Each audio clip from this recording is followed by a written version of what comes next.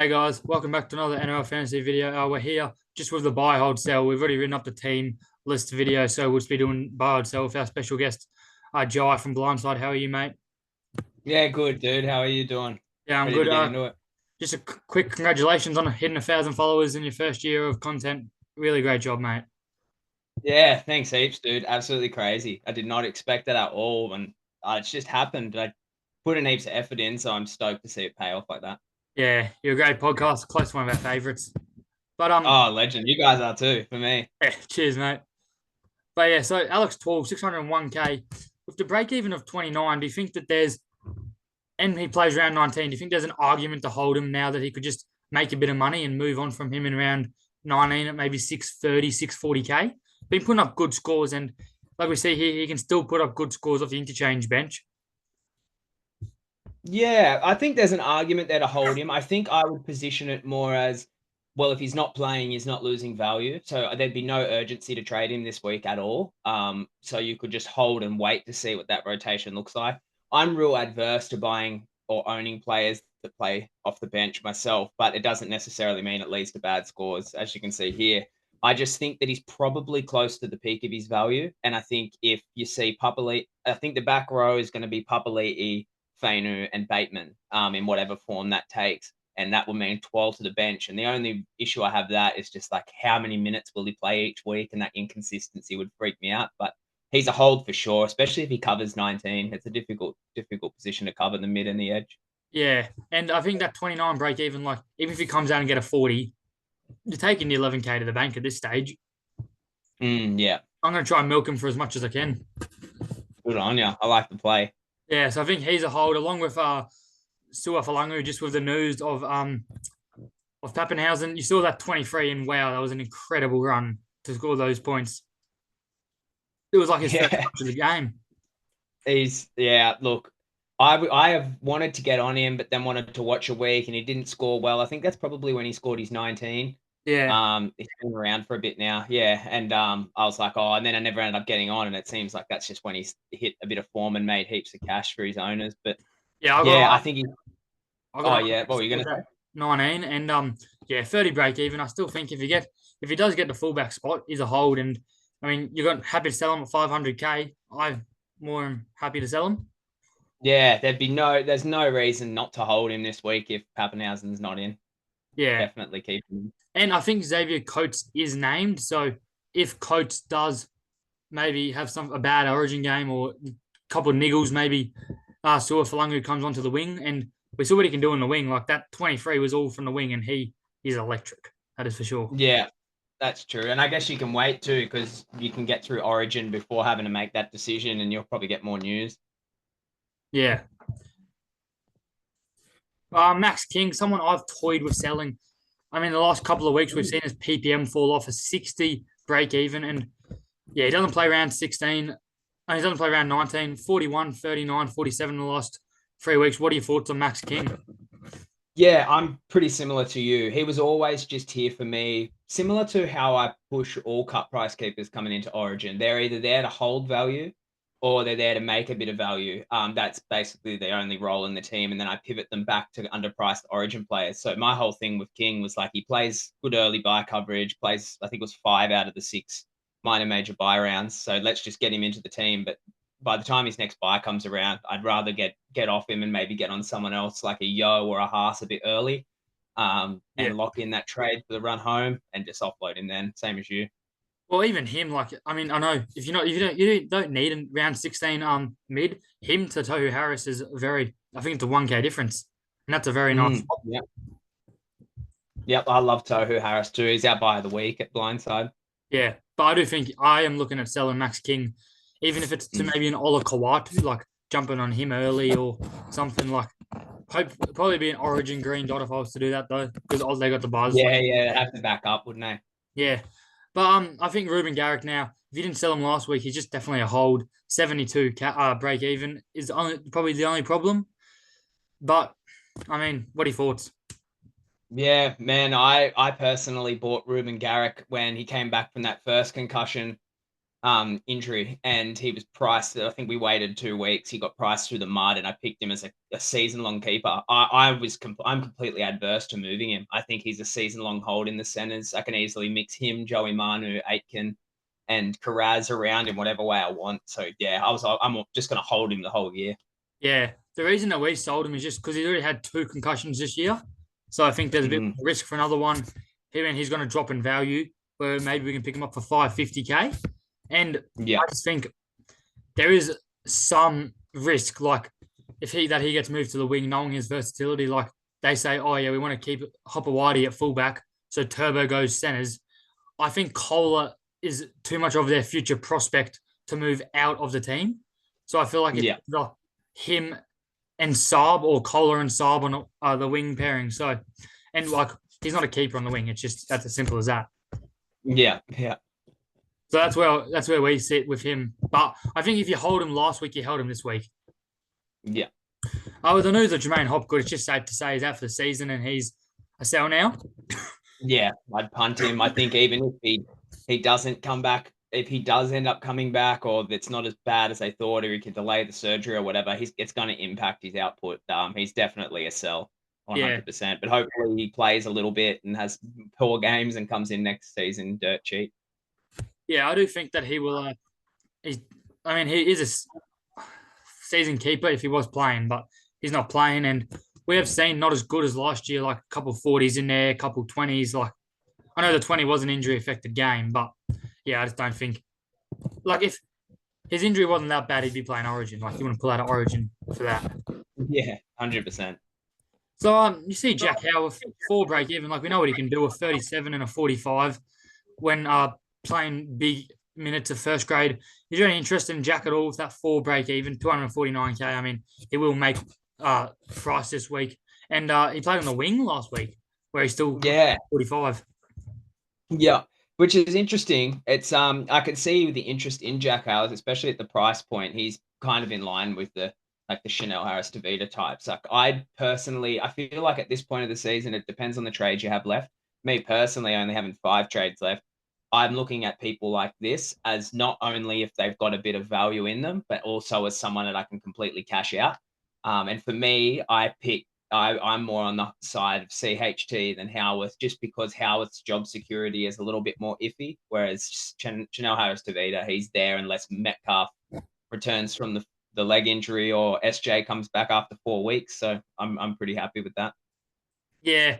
I mean, I probably wouldn't go near either, though, just because, I know for me, I only have 3 trades left, so I'm probably not going near either. But I just think it's a waste of a trade. Like, I think Jack is a bit more risky, but will also score better. Like, he's a quality player on a quality Storm lineup compared to Channel, who is on a terrible Warriors lineup right now.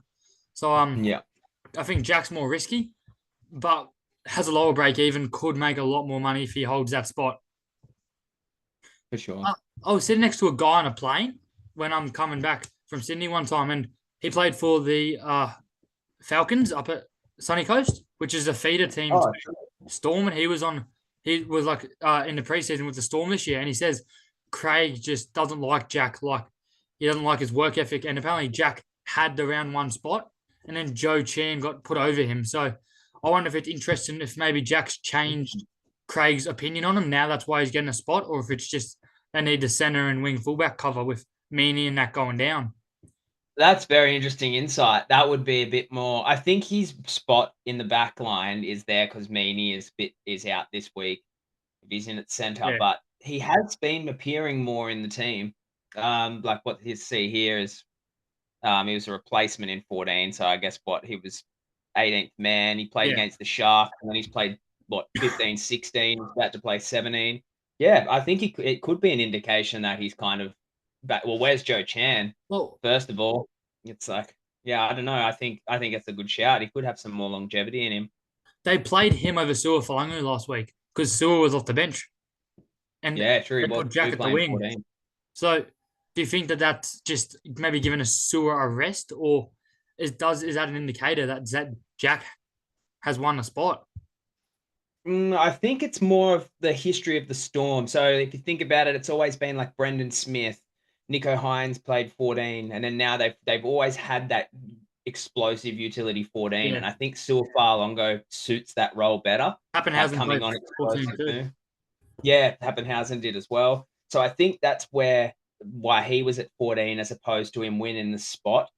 The problem that concerns me with Howarth is that when Coates comes back and Pappenhausen comes back, if they choose to keep Farlongo and Meany comes back, where does Howarth fit? I think that he would probably revert back to the bench. That would be my guess. There's a chance there he could start on the edge, but he's got to have to knock out Bloor or Katoa to do it. So I Yeah. don't see that happening. That's probably my only fear with him, really. But I don't know if the news is on this that Pappenhausen's out a bit longer. That probably pushes Farlongo back to Fullbacks. number one, and yeah, it wouldn't affect Howarth too much. Oh, I'm not sure. I don't know. Yeah. I think he's too risky for me to punt on, but I wouldn't talk anyone necessarily out of it if that was their cash out option either. He'll score well this week against the Raiders, for sure. They have a very, very poor form, so I Yeah. wouldn't be surprised to see him with another 40. As I would say, just flip a coin and see what it lands on, HT or Yeah, Howard. 100%. So not many people in the top 5,000 own Ethan Strange anymore, but with me being a holder of him, doesn't play around 19. Do you think that he's a sell with that 31 break even? Not 31. I think you could probably hold off another week. It is against the Storm though, but I don't know. There's something about him was strange. He just kind of keeps staying fantasy relevant. So with that said, I think he's not going to lose you money. I think that he's probably just going to hold his value, might dip up and down like 10 to 20 grand each way. But if you've got low trades, you'd probably just hold him until you get the +8 in and pivot him to a keeper. Yeah. I mean, I know there was a take that I said in this podcast that I got a lot of rubbish for, which was the Raiders will be better without Jamal Fogarty. And Oh, I wasn't really talking a NRL sense. I was more talking a fantasy sense. And you yeah. have seen Strange's scores become more consistent and more like relevant since Fogarty has left. So Yeah, 100%. He's for me, definitely had more involvement. yeah, I do think with that dual position, it'll be Strange and Weeks or maybe a hold until Fogarty's back, and you see which one holds the spot. Because I mean, Weeks' running game is as good as Strange, if not better. So Yeah. yeah, Yeah, personally, I'll probably pivot from both of them when Fogarty comes back, just because I won't see as much utility. So Weeks last week ended up Strange was kicking poorly, and there was like a 20 minutes into the game, they pivoted to Strange being the game manager. I'm sorry, Weeks being the game manager, and he was taking over all the kicking. So that kind of tells me that Fogarty comes back, that's his job. So that's gonna take from both of them. Um, I think they'll probably keep Strange in the halves next to Fogarty because his defense is so much more heavy. Like he's very, very good defender. yeah, And I think Ricky prides himself on that strong defense, those gritty players. Yeah, I don't know. I think I'll just move him on. If I had Strange, I'd hold until Fog come back, and I'm doing the same for Weeks. But I think they're both at the highest you'll see them once Fogs comes back. Then they're only really open to losing value, I reckon. yeah. So I think they're definitely a hold right now. I mean, Mm. if you've got no other fires to put out, Strange down to a cash out could be a good option, and then move someone else up. But I'll free up a lot of cash.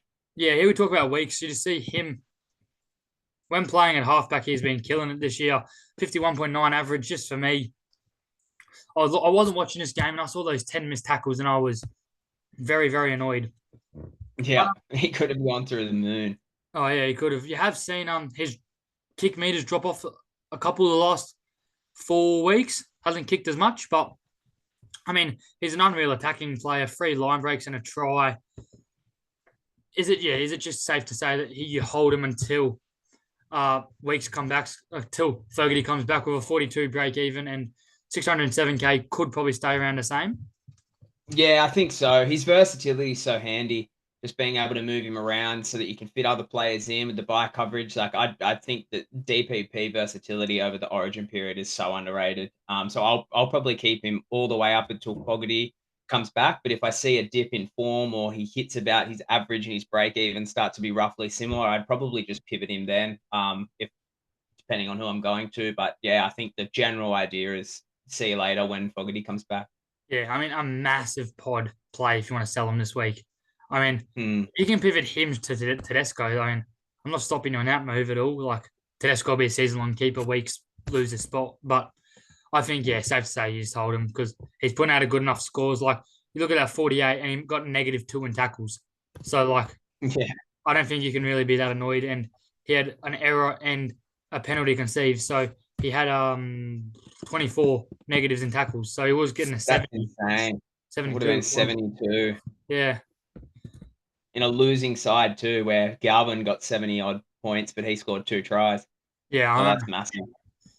But 513K, Eero, I mean, is very, very consistent in his base stats, 30 break even. Do you think that now that he plays 19, he's just a hold, like he comes back with a 50 and lowest score of 26? What are your thoughts? Or is it time to, Yeah. he's maxed out and it's just time to move him onto one of those gun centers? I think he's more of the he'd be the last one I'd trade out of those 3 is Yeah, Eero. I think he's just solid and so reliable. Like, you could easily loop him. Like, there's no real urgency to trade out Eero at all. Like, his break even's still relatively 30. achievable. So, yeah, 30. He scores, what, a 45, 50 in a few games. He could go close to 600K. And then you gotta think, who's in the 600K range of players that you'd be considering? Like, that's more expensive than a Sacco right now. Yeah, So, yeah, it's like, I don't know. I think that some people, especially if they've barely got any trades left, he's probably someone you'd even maybe look to consider just holding for the rest of the year. To me personally, I made a pivot early on Jack Whiten because he had that DPP and he didn't have a buy after this round 17. I got him a couple rounds ago, but didn't have a buy after round 17 for the rest of the year.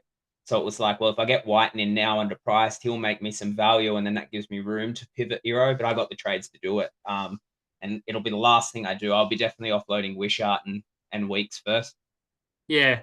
I mean, I think he's gone 50, 39, 43 in the last 3 weeks. It's just I don't think he'll be a season long keeper. Like, I don't think he'll be putting out those 50, 45 average, but I think he's just a step below. Like, he'll put out a 40 to Mm. 45 to 35 average for the season. And I think, like, you take that from a center that you brought for 230K. Yeah, for sure. And he's only scored 1 try this year, which is Yeah. crazy. Well, I he's had think that one we're try, seeing his floor essentially. 3 try assists. Mm. One try, 3 try assists, 3 line breaks. So it's pretty much been all from base. He Yeah, tackles which is well pretty too. good if he can put together like an attacking game, or Sharks can utilize him more, which I think will come with more experience. I think you'll probably see that in his 2nd or 3rd year, but Well, they I have don't a know. very I good also draw wouldn't coming put up. it behind him this year. Yeah, interesting. Sharks have who have we got this week? Bulldogs, I think. Yeah, Yeah, Bulldogs, doggy. Gold Coast, and Tigers into the bye, followed by Cowboys, Raiders, Gold Coast, Newcastle, St George, Warriors, and Manly. Oh, dude, how's that for a run home? Yeah, Sharks have had the best draw this season, loving it. yeah, But look, I if he's know. going to score tries, it's against these teams. So I don't know. I think that I'd back him. Put $10 on him to score anytime this week. He'd pay you probably what $40 or something like that. Yeah, something like that. Yeah, I'd back it. But yeah, Nico Hines, 113 break even, 932K. Is it just if you have the funds you buy him this week, or do you hold off that 57 last week? Is he scarred from Origin? Is his calf still hurting him? What are the thoughts?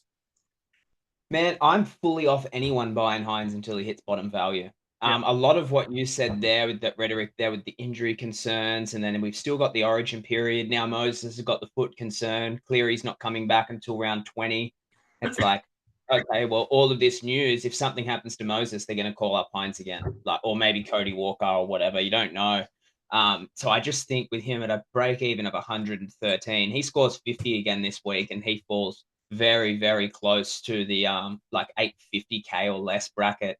If you can pick up him and Cleary under 800K, possibly Hines under 800K, you're essentially saving yourself 132 grand on that price that he's got right now, and there's no urgency to buy him now, so there's no real hurry. A lot of people I've been talking to are so interested in buying him. I'm yeah, just not really seeing any urgency. I'd rather, especially too, if you save that cash, if you could probably afford to buy Hines now. A lot of the Blindside people that I help with their coaching, they've got salary stacked. Like, that's one of the things. It's like, stack your salary, your spare cap, so that you can one trade and offload all these people.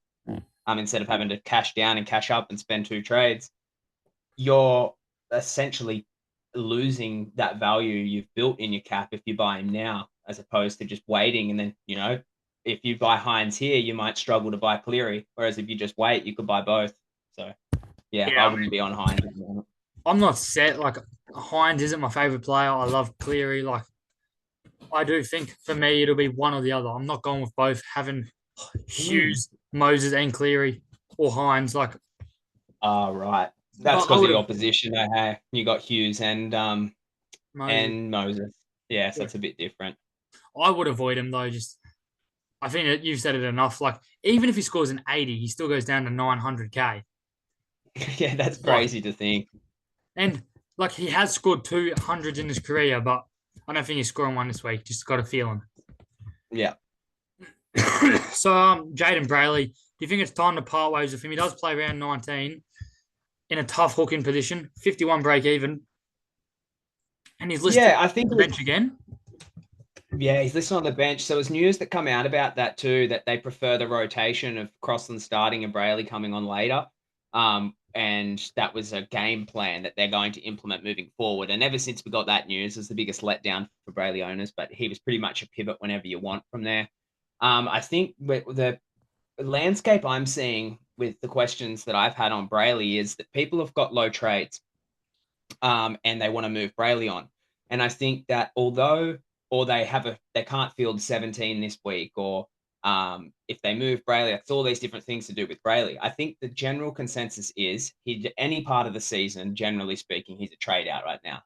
But if you take into account the fantasy landscape, how many trades have you got remaining right now? I think he's more or less a luxury trade if you wanted to move him on to somebody else, mostly because he's a green dot.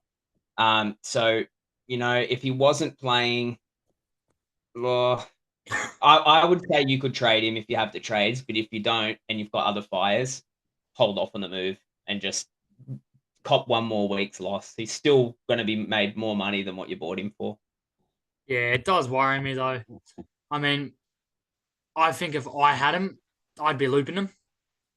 I just don't think I have the trades left to sell him with those 3, but I think to change just because he plays round 19. That's the only reason I'm holding him. Along with Tolotau Colo is probably the only reason I'm holding him is because he plays round 19. Put out a 36 last week, which is all right. You're happy with that. 38 break even. Do you think, just because he plays 19, he's a hold? And you could hold him. I jumped off him, but I have Garrick and I wanted to hold Garrick instead. So looks like you've kind of gone the other way there. You've pivoted Garrick and held Kohler. I don't have Kohler. So, yeah. Oh, you don't? Oh, right. Well, didn't jump on him if you have Kohler, you'd hold him, especially if your trades are low. You wouldn't look to pivot him. I just had the freedom to do it last week or the week before. Can't remember exactly when it was, but yeah, hold till round 19 now. It's getting too close to pivot him. Yeah. I mean, I don't love these people that you buy just because they have a position, to be honest. Like, I just don't think it was ever really a buy, in my opinion. Yeah, I fell for the trap, bro. 100%. Yeah. But, Channel Harris Tavita at 5'8" has a career average of 30. 23 break even, 261k. Sean Johnson out for 4 weeks minimum. Is it him or Jack Howarth is the two questions I'm asking. It's the question I'm asking. Yeah, it's CHT for me. I just think that although his scoring isn't too great, we actually did see the Warriors play better without Sean Johnson, which is weird to think. And they've got their team back now. So whatever that dynamic is, whatever's going on at that club, I don't think Chanel Harris Tavita is the answer. But I think that the way I looked at him is kind of what I explained with Howarth is there's 2 factors here. It's like, can they have the potential to produce value and score at least points where they're not just sitting there as a red dot? And do they offer optimal cash out? Like anything under 280k, I consider optimal cash out. So Tavita fits the profile for me. It's like I can trade down Atkinson to him, play 17 this week, put that 130k in the bank, or 100, 200 something K in the bank. I think it's 200 grand.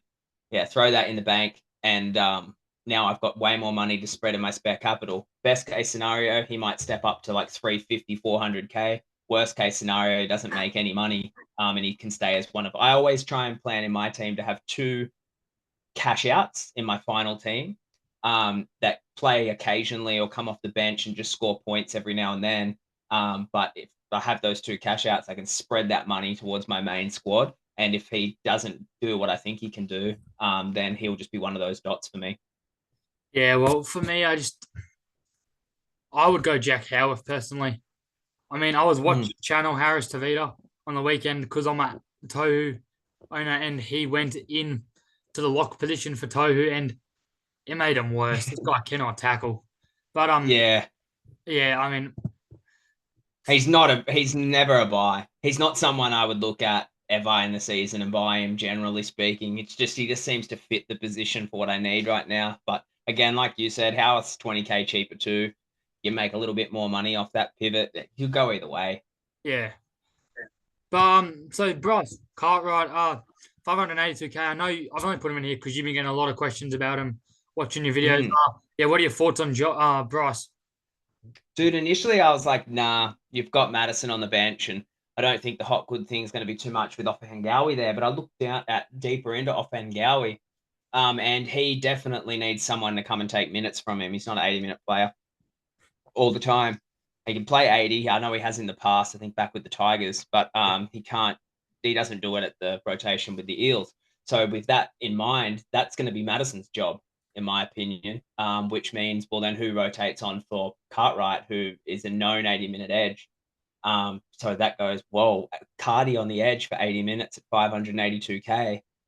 It's pretty potty, like I personally traded him in for Atkinson this week and just looked at my team and I thought, nah, you know what? I need a Crichton or a Fafita before I consider that, and I reversed it out. But if you've already got a Katoa or a Crichton or a Fafita that's stuck in your team for the final run home, I would not argue with you trying to go for a Bryce Cartwright as well. Yeah, just look at those offload numbers. How do you do that many offloads in a game? Uh, He's insane. yeah, He scored 30 so break even. well. He could be a short term option. Maybe hoping he comes out, gets 700K, and then you could pivot straight to a Fafita, Katoa, Crichton, Dylan Lucas, who are my probably 4 keepers in that position. But I think it's just a bit too risky. Yeah. Jack DeBellin, 649K, 75 break even. With him being selected to get the prop position again, is he just definitely a hold now that he plays around 19, or are you selling him? Yeah, I think it just depends. If you've got cover for round 19 without him, get rid of him. If you don't have the cover for round 19, just save your trade and hold him up till that point. Hope for something better. Couchman's on the bench again this week, unfortunately, so I'm not hoping for anything too great. I'm willing to cop the loss, though, to save my trade. Yeah, I don't love him a prop. He just looks like a lot different of a player. The one thing that, I mean, I sold him, but the one thing that I think is different is that at 21, he had an offload that was to a Manly player, which means he gets to 27 without that. And if he can get another 10 minutes, he can turn that 27 into a 37-40. And then you're not really having this conversation. He goes 36 and 40. Like, you're probably definitely holding him. And I do think he's very important for them. Like, I don't understand why he's playing 41, 45 minutes, being one of their best forwards. Like, he's only done that in 3 games this year. But yeah, it is concerning the minute, isn't it?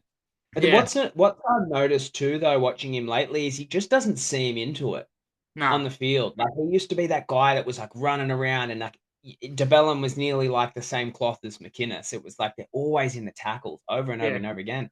I always just see him walking and like just roaming now. He's like 3-4 tackles behind their opposition attacking line, walking back from like post 30-minute first half sets, and it's like, that's not who he is, generally speaking. So I don't know what the go is there with DeBellin, but yeah, I don't know. It's a tough one. He'd be a trade any day of the week for me, generally speaking, but just doesn't suit me right now. Yeah, just around 19 coverage, and with Tall going down. Like, I mean, I think there's some people need not many round 19s at all. I think Plath, Fainu, Uta Atakamano, off the top of my head, like, they're really the only ones you're really looking at.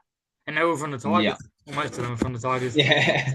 And then, man, what are you going to do with them then on the run home? It's like they've got to buy. I think you 26. said last, 26, Yeah. second last round. Yeah. So you got to pivot them at some point, or if you do hold, then if you're not going to hold all of them, it's going to be a bit hard to